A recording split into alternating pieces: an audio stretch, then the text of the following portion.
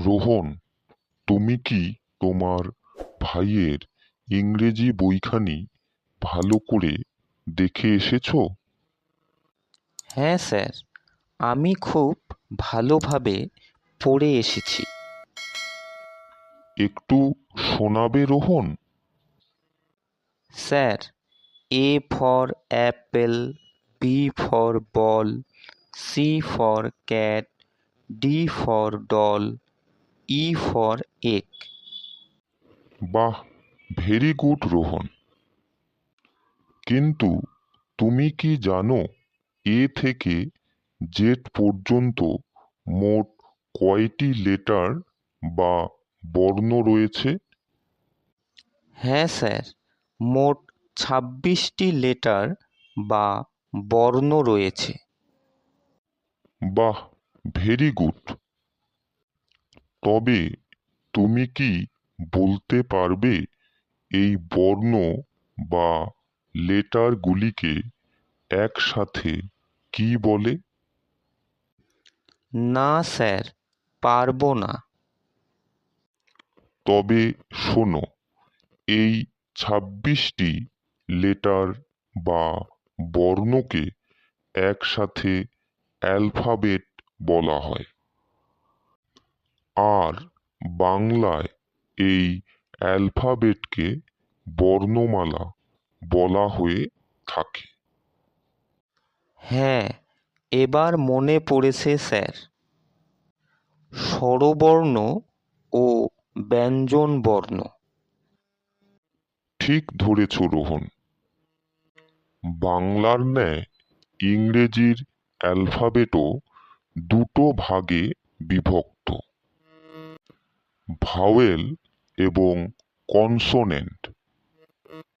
এগুলি কি sir? A, E, I, O, U এই 5টি লেটার বা বর্ণকে ভাওয়েল বলা হয়ে থাকে।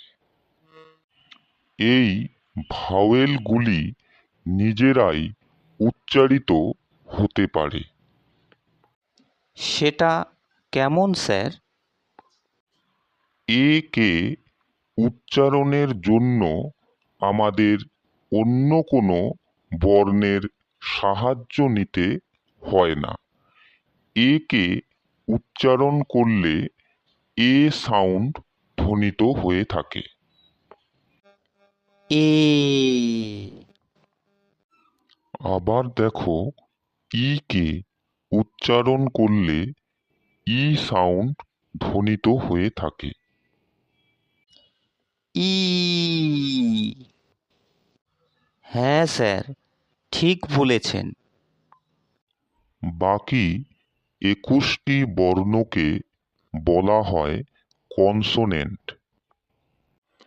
এদের উচ্চারণের জন্য ভাওয়েলের সাহায্য নিতে হয়। সেটা কেমন স্যার? যেমন আমরা বি কে উচ্চারণ করলে ই ভাওয়েলের সাউন্ড ধ্বনিত হয়। বি।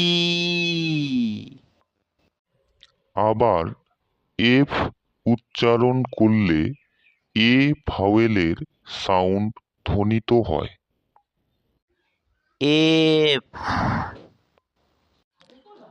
আর কিউ উচ্চারণ করলে ইউ ভাওয়েলের সাউন্ড ধ্বনিত হয়।